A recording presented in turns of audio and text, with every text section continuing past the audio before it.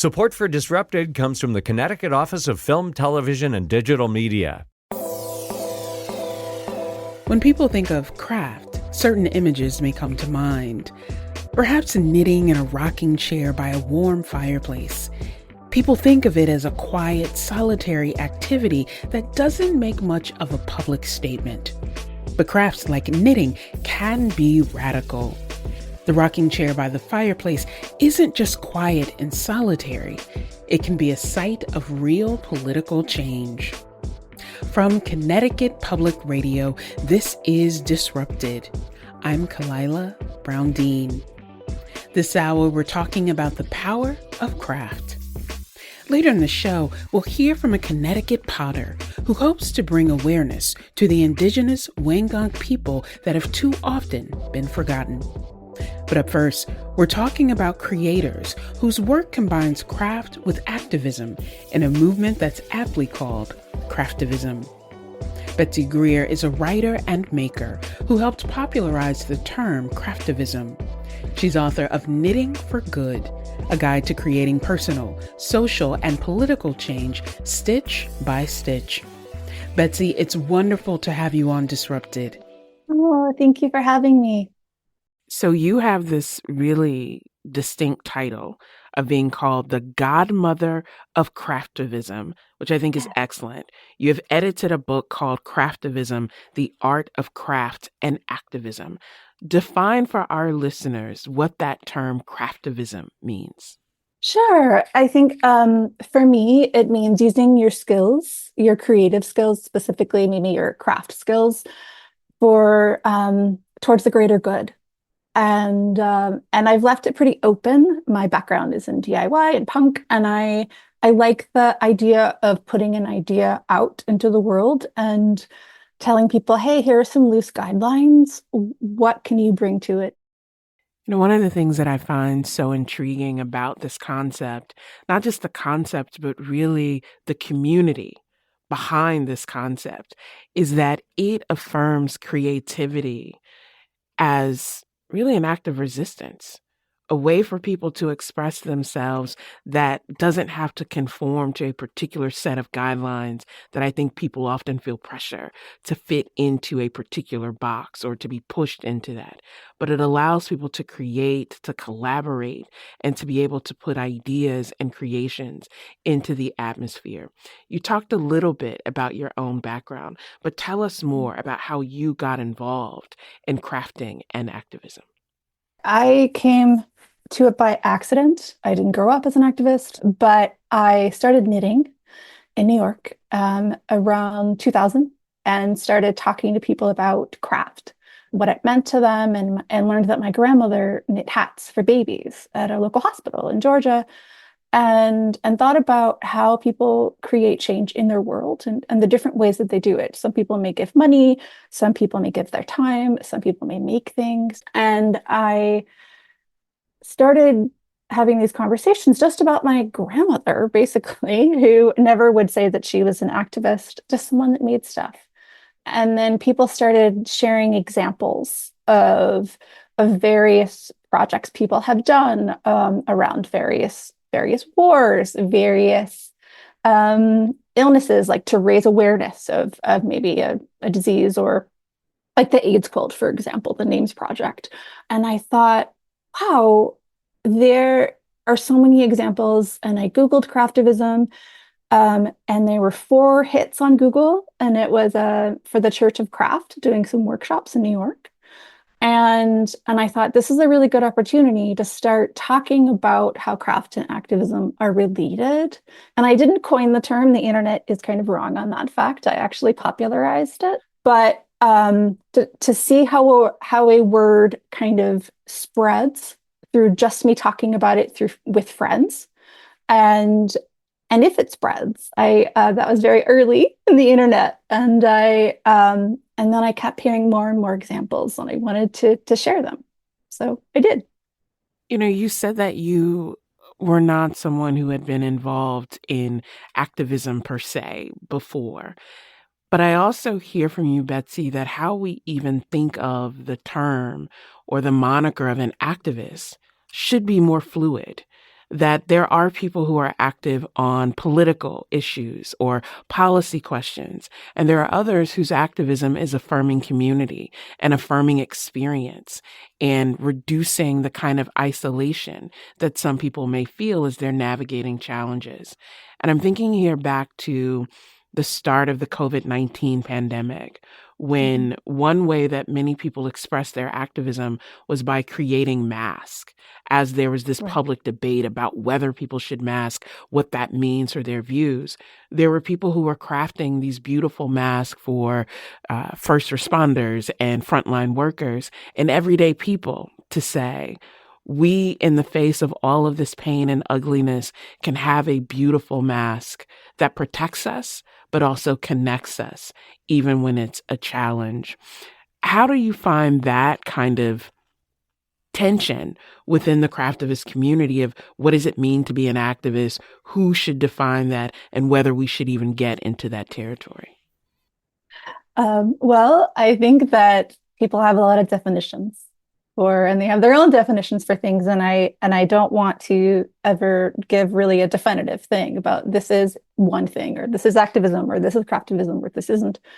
I don't think personally that's my place. I think that there are many ways to be an activist, and I think that using your creativity is just one of them. Like you mentioned, this the COVID-19 mask was a way for people to connect, to use their skills. I mean, the amount of fabric that was bought at that period was really high, of people wanting to help, and people want to help, and they want to use their voice, and they don't always know how.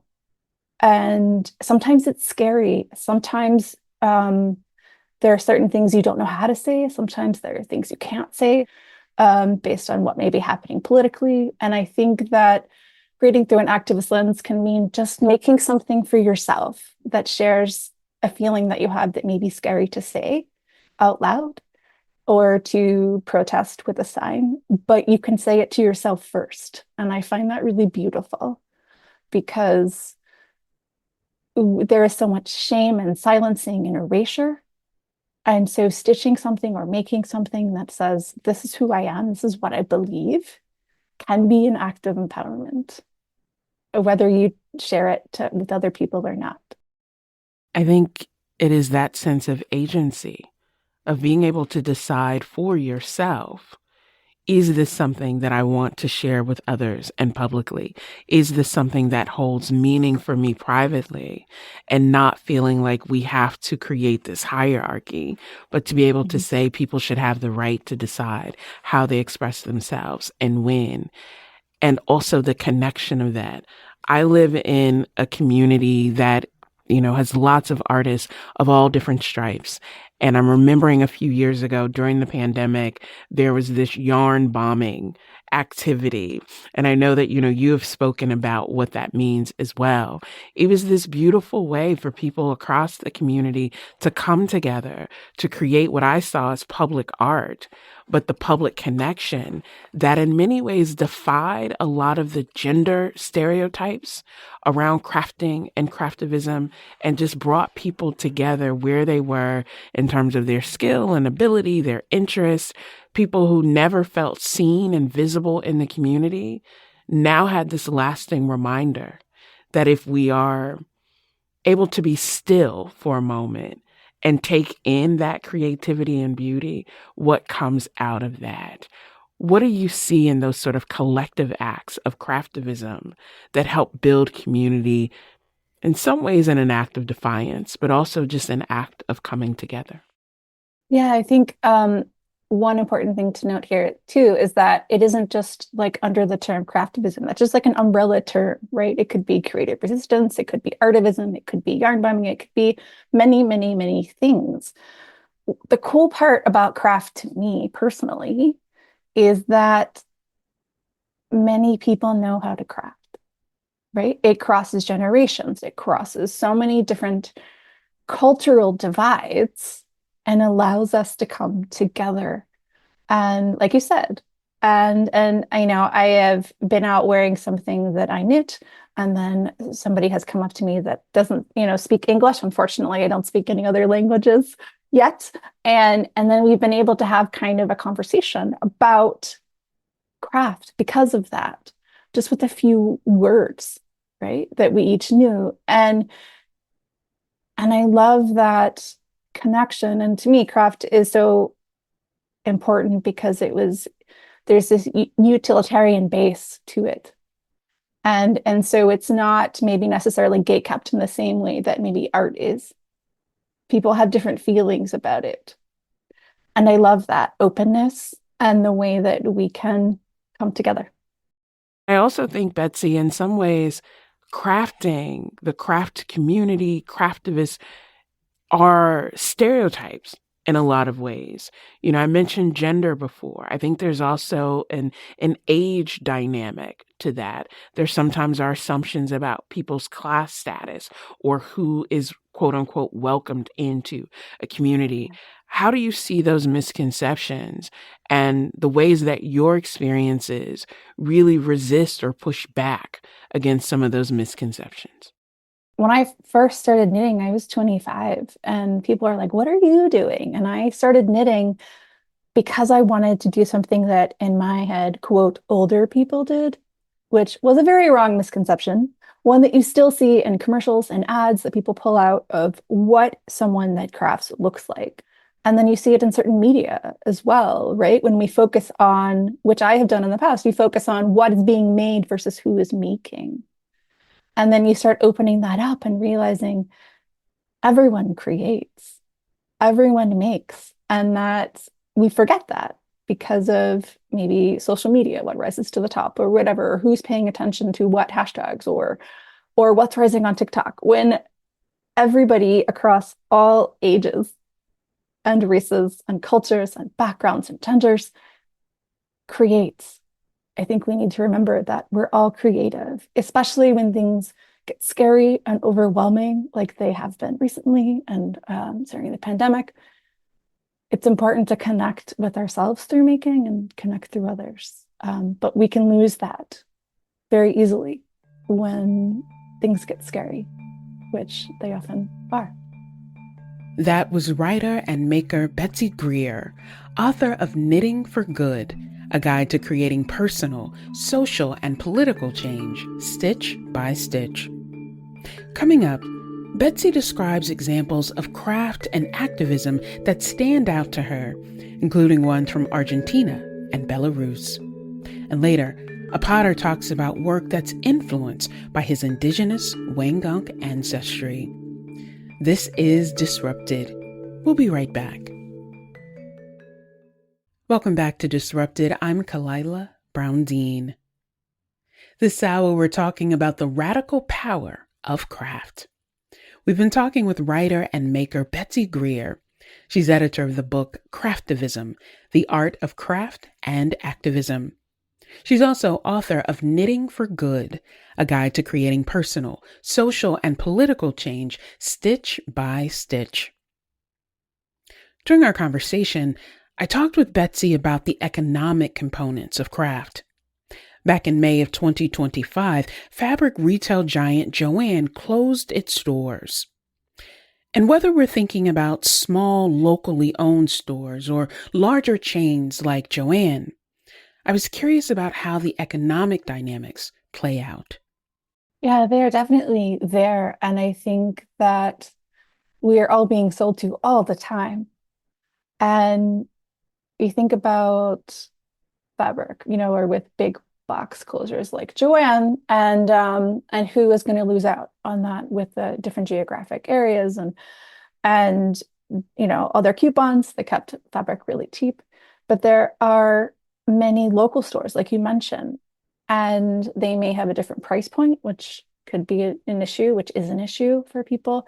But there's also places like estate sales. There are places like, old garments that you have in your closet that you want to redo. There are people that have tons of fabric that, will sometimes give them away on various free cycle sites, or there are places like creative reuse centers, and there are other places because we have so much fabric in this world. We have a ton of fabric. of fabric. And when you start asking around, especially for yarn, people that started knitting and then they knit and they bought like a lot of yarn and then never knit again. Like it's when I worked in a yarn store, people are always bringing in like, a ton of yarn that no one used. But there are financial issues that are also at play here. And I think that if you just look at stores alone and not other places that we can find fabric or yarn, then you may not see that there are a lot of options out there that may be better. I have a kid who did a science fair project on fast fashion and textile waste. And then looking at ways that people are reclaiming those fabrics for different kinds of uses. And it really made me more aware of the creativity of creators and crafters, but also the ways that people are negotiating their relationship to quote unquote stuff and defining. And for me, that is in and of itself a political act of saying, I can be creative. I can connect with people. I can think about what I have that you don't have, that we could share or we could learn from each other and building those connections. And I think, Betsy, as you mentioned, it's a scary time for many people. And it would be easier for people to just retreat and not engage. But you see this craftivist community that is engaging on their own terms in a way that is affirming and not just promoting the fear. Are there examples of craftivism that stand out to you right now that you are finding meaning in or finding inspiration in these times that can be very scary for people? Sure. I think that when we talk about activism, we talk about different movements. I think social media can be great, but one of the things that it does wipe out is this idea that you can start something small. There was a group in the 70s called the Madres de la Plaza de Mayo in Buenos Aires, Argentina. Their loved ones had disappeared and been murdered. And there were 14 women that went out in the plaza with embroidered nappies or diapers on their head of the missing people. That later grew into a much larger movement. There was a rift several years after this began, and one side became a political party. There's now the abuelas that are politically active. So that was just a group of 14 women that went out. And I think that we think we have to have tons and tons of people, but I don't think that we do. We just need, ourselves are a small group. So that's one example. There's also a woman called Rufina Bazlova who had this stitching project about political prisoners in Belarus and is speaking out about them using traditional Belarusian embroidery. And then she was living in Belarus. Now she's living in Prague. There's also the Protest Banner Lending Library, a project by Aramhan Cifuentes, that people make banners together.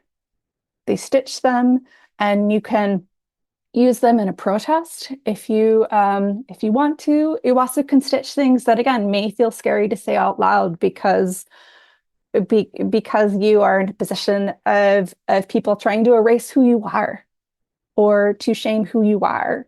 But you can make this in a community together, make these banners. You can also rent them, I believe, still. But there are different projects out there. That's just a couple. There are many more, and I'm always looking for other projects to talk about. If anyone has any projects to share, please do, because some projects we hear about, but some projects have been lost to history, and I think that it's important to share those. And that's my current mission, to share people's stories so that people know that there are many ways to be an activist or a craftivist. I am curious what craftivism, what being part of these spaces, what has this taught you about yourself, Betsy? Sure. So I started talking about how important it was, sharing these stories and did it for a really long time and was like, kind of like, why why am I so drawn to this, right? And then I realized several years ago that I'd been attacked in my early 20s and remembered and was like, oh, so I have these stories that I'm sharing. And then I realized that I had been silencing my own voice and my own experience. And that at times, because of all the shame, I physically couldn't speak or say my own name. And I was like, I needed something. I needed examples of how people were brave against really scary things and how they stood up, how they shared their voice. And so that was the underlying current that I didn't even know was there. And then now my projects are about voice and sharing that making is important and making can give you your voice. My personal work is about that. That's the undercurrent through it all. All of it is voice and speaking up in a way. Maybe it's just to yourself and being able to look at yourself in the mirror. Maybe it's able to go out in public and share who you are and tell your stories. I think voice and telling your stories are the undercurrent to it all, to me. What do you say to people who may be afraid to find their voice or Yeah, may be afraid to do that? What do you say? so in mentioning that I was attacked, I made a piece and I wrote on fabric that was like, you too can thrive after assault. And I wrote it down. This was a couple of years ago, and I threw it away because it was too scary. And I was like, oh my gosh, I talk about this all the time. What is going on? And a couple months later, I was visiting a friend in Iceland. Her name is Sigrun. She's amazing, who is a craftivist and doing amazing work um, around her own history. And I was with her in the car. And I was like, I think I can do this with you in the car.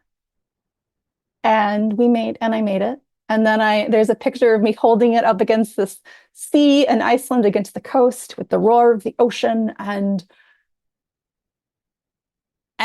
that was a really important moment for me because you see how like we can do things together. We can do things alone, like some things you may be able to do alone, but we can also do things together. And it's going to be different for everybody, given what is scary to you and how scary it is. And I think that, like what I just said, like sometimes it's too scary to do by yourself. And some people that may be a larger community that may be sharing anonymously online and getting feedback. It may be just thinking about a project because life can be terrifying and we're not alone in that. And I think that it can be really easy to think that we are. And then that can kind of calcify around us, or at least it did me. This is my own personal story. No one else's, but my experience is that through making with ourselves, with other people, it can be a great way to heal along in tandem with other things, right? Like therapy and meds, also important. But I think that that creativity can be a great balm as well as a buoy, as well as a lighthouse to help us get through things. I feel like that is a title for a new book, Betsy, crafting as balm, buoy. So let us know in Lighthouse, let us know when that book is out. But I do want to just thank you because there's a power in being able to be vulnerable. And there's a power in being able to convey that vulnerability through crafting, but also, as you said, to help people realize they don't have to do everything alone. And that there are many people who are trying to figure out a pathway together, a pathway forward, and a pathway that allows us to do scary things on our own terms. And it doesn't have to look the same way. That is the beauty, that is the power of what you do and what others are doing to build together. And I think sometimes we need that reminder as we are facing uncertainty. Betsy Greer is a writer and maker. She's editor of the book Craftivism, The Art of Craft and Activism, and also author of Knitting for Good, a guide to creating personal, social, and political change, stitch by stitch. Thank you, Betsy.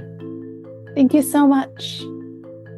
Coming up, a potter talks about bringing craft to the next generation. Our job as a teacher is to inspire and to sort of ignite a spark that might lead to something else. This is Disrupted. Stay with us. Welcome back to Disrupted. I'm Kalila Brown-Dean. This hour, we're talking about craft, not as a hobby, but as a tool for change. Pottery ties our next guest to his indigenous Wangunk ancestors, but it also gives him a chance to teach others about the Wangunk people. Gary Red Oak O'Neill is a Wangunk elder and potter. He brought some of his pottery into the studio for us to see and experience. Gary is an educator. He spreads awareness of the history of the Wangunk people who lived in central Connecticut long before European settlers. Many people incorrectly believe that the Wangunk people have disappeared. They are not recognized as a tribe by the federal or state governments. Gary has also taught art to elementary students, like past Disrupted guest and former U.S. Secretary of Education, Miguel Cardona. Here is Miguel Cardona talking about Gary in an interview for the Brainwaves video anthology. Gary O'Neill, here in this building, John Berry Elementary School, he was my second grade art teacher. And, seeing him love what he does made me want to be an art teacher too. Gary Red Oak O'Neill, thank you so much for joining us on Disrupted. Thank you for having me. You have been a member of Wesleyan Potters since 1968. Mm-hmm. Share with our listeners what drew you into pottery and the form of it. The reason I got into pottery was my brother, my oldest brother was getting a pottery merit badge, and I would tag along with him when he was getting his lessons from the local art teacher. And so that's how I was introduced to clay in the beginning. What is it about clay, about pottery, that now, given that history, that connects to the work that you create and build? Well, just being raised with a great-grandmother that was Nipmuc and her husband, great-grandfather that was Wangunk, we went on a lot of walks in the woods, identifying trees and berries and all this, and talked to us about Mother Earth. And as I grew older, I kept thinking the power of Mother Earth. And my great-grandmother used to talk to us about the power of Mother Earth and all the gifts that we had and how we were always to respect it. So as I got older and started with clay, it was my first time I felt like I could express myself through something from the earth. So that ability to express yourself, that connection, respect, and reverence for the earth comes through in your pottery. But it also comes through in the way that you talk about your role as an elder, your connection to your people and your history. And what I think is so important is the work that you are doing to counter this narrative that your people are a lost tribe, when in many ways they've been overlooked. Share with us how that connection allows you to counter that narrative. Well, being part of the lost tribe and being the family genealogist since the 70s, before my great-grandmother died in 68, I had gone through labeling her photographs. And one of the things I loved about labeling the photographs is that I heard a story. And one story after another, and Native people are known for their oral stories. So that was our history. And then my great-grandmother said, but you are the one that is the most interested. And so I would always go to the cemetery with not only her, but my grandmother. And I looked at going to the cemetery as a history lesson, because as we went around the cemetery, I heard the history of the tribe. Is there anything that you learned in the history of the tribe, of doing that sort of historical approach, that was surprising to you or that stuck with you as this is why we need to continue telling our stories in the unique art forms and ways of storytelling that you do? One of the things is these were enduring people. And that was a big lesson, to know that how tough it is, how we endure, and how we bounce back, and how to keep your eye on the prize. And one of my ways of keeping my eye on the prize is when I went to Wesleyan University in the early 80s, we had to do a research paper. We had to research on a building or a place. And so I went to my great aunt, Clara Palmer, and she said, Gary, you could do the history of our people. So she was the record keeper. So she had the family Bible, she had all of this, and she started talking to me, and I was so excited. So when I went to my grandmother's around the corner, my grandmother, I could tell that she wasn't receptive to this. And she said, why do you want to bring it up? You know, that it's all so painful. It's all so painful. So my father picked me up, and he saw my grandmother was in distress and upset. And he said, Gary, why do you want to open a book if it's too painful? So I walked away and I said, well, I do have this paper due at Wesleyan, and I really think it's a good project. So later that night, I talked to my Aunt Clara, and she said, I've been over talking to your grandmother. She is upset, but we're going to go forward. Get over here at 8 o'clock in the morning, and we're going to start writing.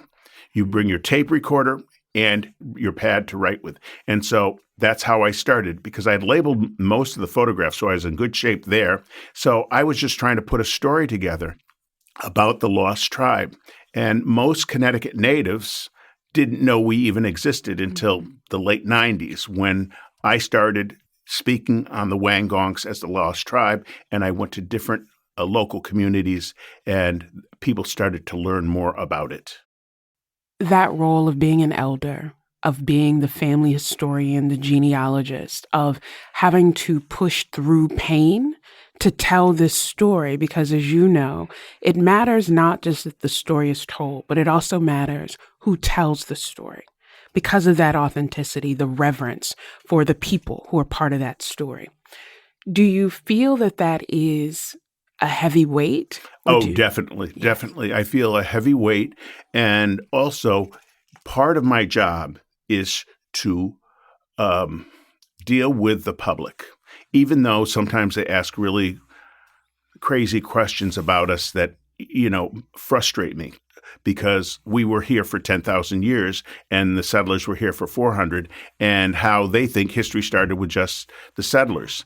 And for me to learn more about it and share with other tribal members is exhausting, because they don't understand the importance of history. And I do understand that. And that's why I'm in the elder. It's not just because I want to lead the group. I want to be part of correcting history. You are definitely a part of correcting history. And you do that in so many forms. You do that in your storytelling. You do that through your pottery, your beautiful, amazing pottery. I feel honored that there are 3 pieces sitting right beside me as we have this conversation. And I'm looking at these pieces, the colors, the textures of that. And I'm reminded that you are also a teacher. Right. For 48 and a half years. Yeah.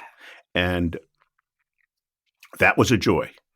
My brother used to say, I had 2 jobs. I worked at Wesleyan Potters teaching pottery at night, and then I taught during the day teaching art in Meriden.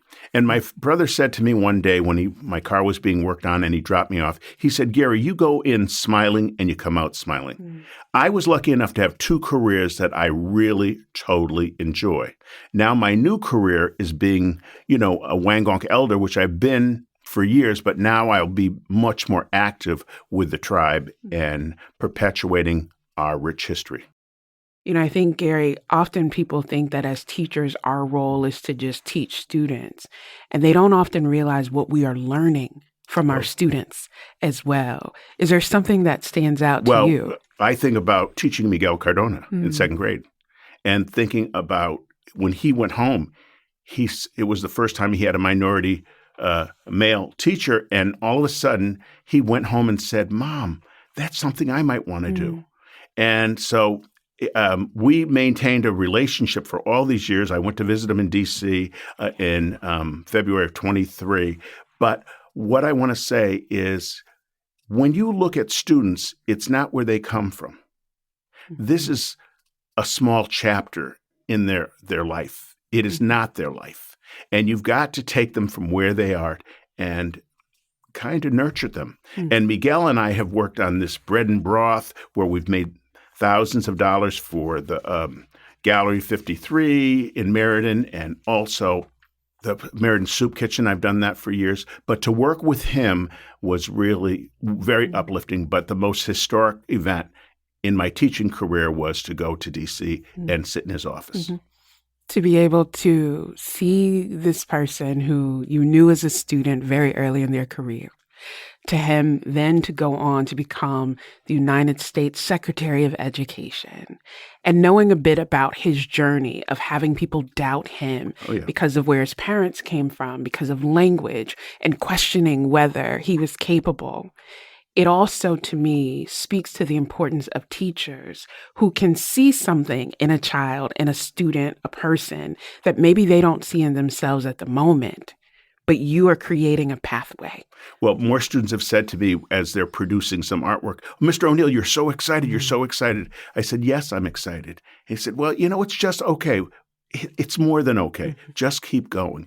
And our job as a teacher is to inspire and to sort of ignite a spark that might lead to something else. That's our responsibility. Was there a teacher for you who had that role? Was it, a family member or a teacher who ignited the spark for you? My first pottery teacher, whose name was Clara Skinner Guy, she was our high school teacher, and she brought me to Wesleyan Potters because she said, "I've taught him as much as I can teach him. I want him to be able to go further with his love of clay." And so they took me on, and I have been at Wesleyan Potters for a long time. I'm considered Wesleyan Potters' baby because I have had all the jobs except in the office, loading kilns, sweeping floors, painting tables. I've done all of that. So that has always been my second home. So our listeners know that I work at Wesleyan as a professor, as heading up this Albritton Center for Public Life. I do not have the Wesleyan cred that you have as having multiple degrees there, but also creating this art in community and being able to not just affirm history, but you have had this broad impact for such a long time.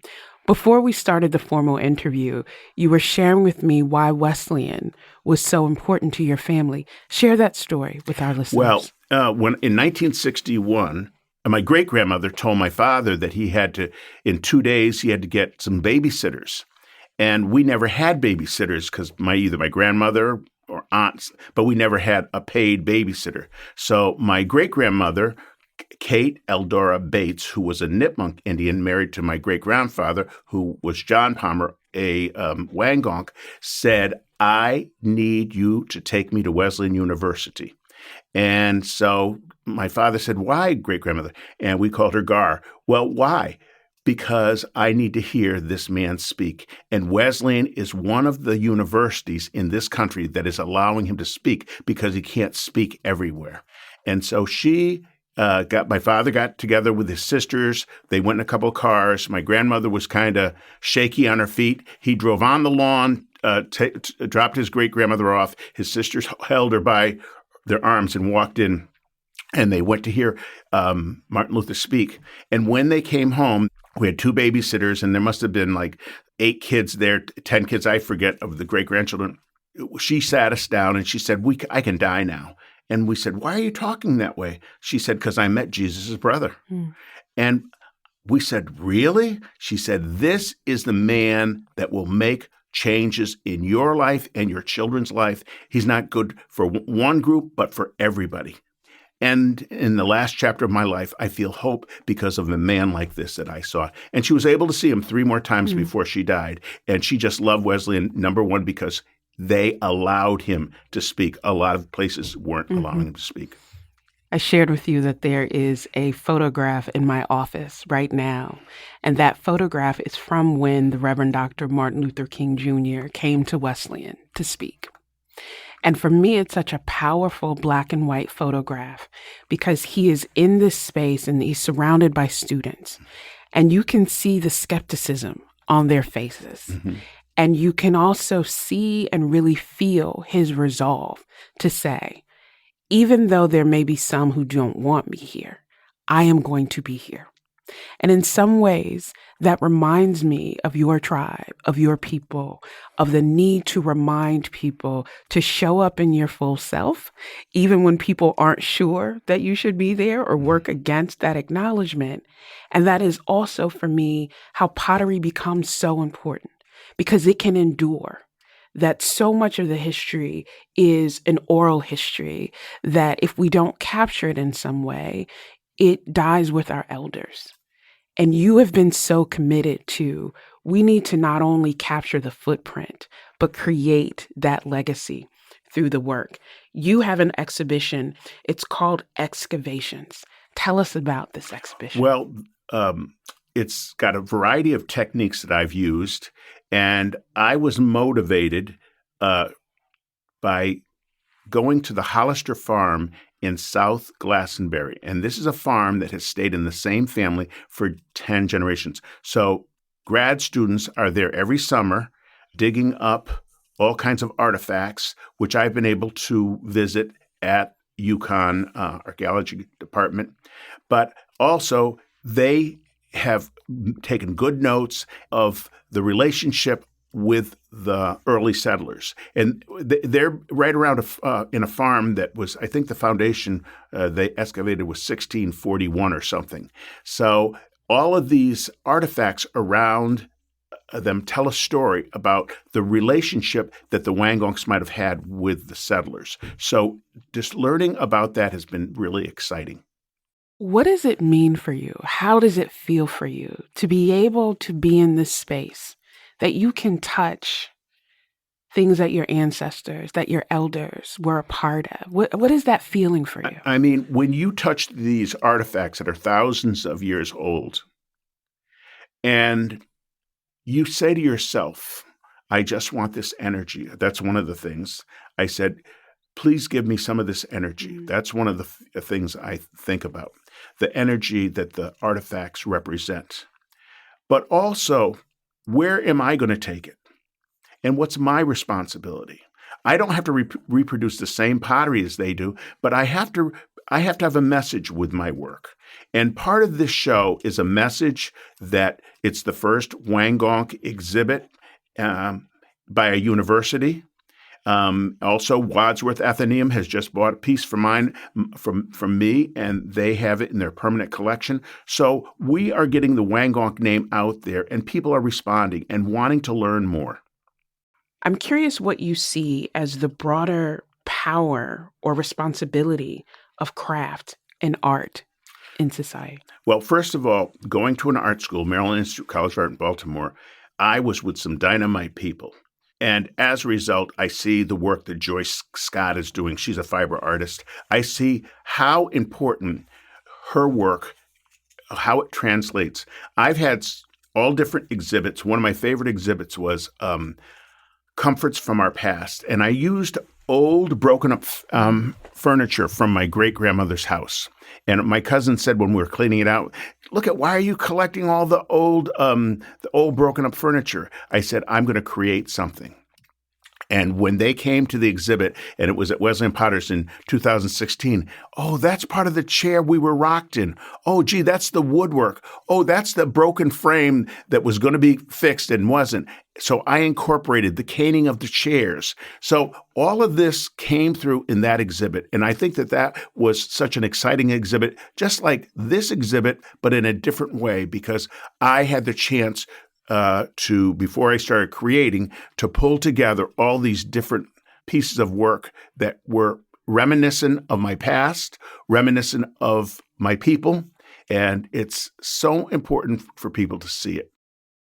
Can you describe some of the pieces that are here with us today? I have to tell you, I can't take my eyes off of this blue piece because there are so many layers and textures to this. And I keep asking myself, how long does it take to create a piece like this? Yeah. Because it's so intentional and beautiful. It's simple and complex in the best ways.